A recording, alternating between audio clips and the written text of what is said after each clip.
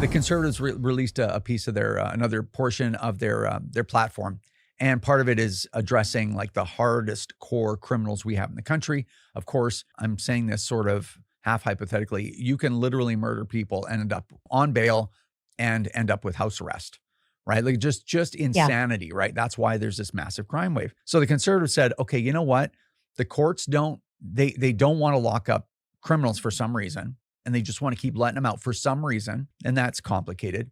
But what we're going to do is we're going to make sure we're going to use a notwithstanding clause that the worst criminals, the most violent criminals will have to stay in jail.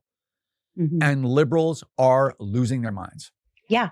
Well, this is really interesting because what they're upset about is there was a couple years ago let's rewind back to the Harper days. In the Harper days, if you committed a mass murder, you went out and you killed 6 people, you could get a life sentence for each murder that you committed.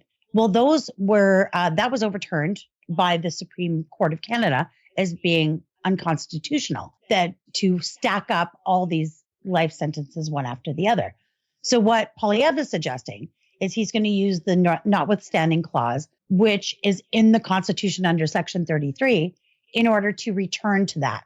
Because what happens now is whether you murdered one person or you've murdered 6 people, you shouldn't get a deal for murdering more people is basically the gist of it.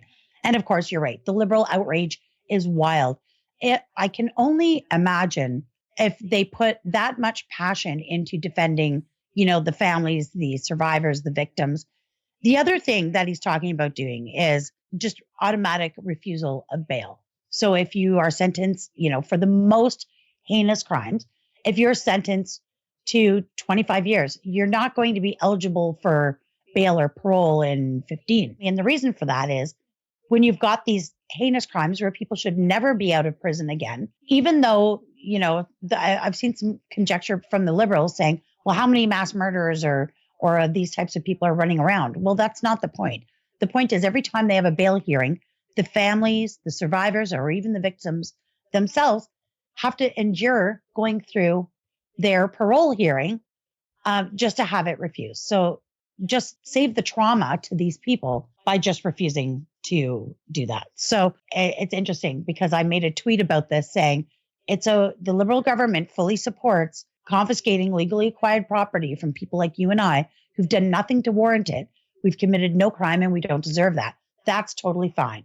But to expect mass murderers to be accountable for their crimes and all of their victims, wow, that's just a step too far. Well, yeah. And I mean, same. It's funny because it was the same thing that I had brought up before. This is years ago, is if you remember carding, if you talk to Toronto, anyone from the Toronto City Police Service that was around in those days when carding was happening, they will tell you it worked awesome. And that's one of the reasons why we had such low firearm related violence rates back in 2013, 2014, around that, after a while of carding. And I had Toronto City police officers. We have a lot of members and supporters in the TPS, and they come to the shows and stuff when I'm in Toronto, and they come and talk to me, and they're like, yeah, well, it took a couple of years for it to take hold, and this is why it worked. And they explained it to me. And I've had numerous different guys explain that to me. It was a flawed program, fine. But what was the program? People that were suspected, or at least had some suspicion of being involved in gangs or whatever on the street. And that included innocent people maybe that were dressed like gang, whatever, right? Whatever the shortcomings of the program were stopped and asked for ID. And if they were a gang member or whatever, then they kind of get shaken down a little bit, right? And or you can identify them. So if they've got warrants, you can arrest them. Yeah. And sometimes these guys would carry guns and they would actually intercept the firearm, right then and there, and seize the gun. And like this, there's a bunch of reasons why it worked. And there was a handful of reasons, to be completely fair, why it was an overreach, right? But it's funny.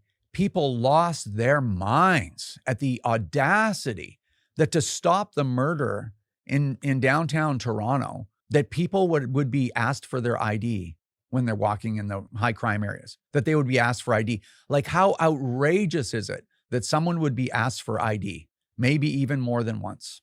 Okay. But spending $10 billion confiscating firearms from literally 1 million Canadians that haven't done a single thing is like, well, if it saves one life, it's worth it. So it's this moral compass that's just spinning, just can't find north no matter what happens. that part is definitely frustrating. But yeah, liberals haven't changed at all. No, you can always count on them to make the absolute worst judgment calls. When it comes to ethics and morals, that's for sure. If you're not subscribed, please do that. The notification bell is great. Yeah, if you want to be notified when we do a new video, great. If you don't, that's okay too. But if you can subscribe, that would be awesome. I'd really like to see us get to 100,000 subscribers, which would be good. Okay, that's it. Thanks everyone. Take care, and we will see you soon.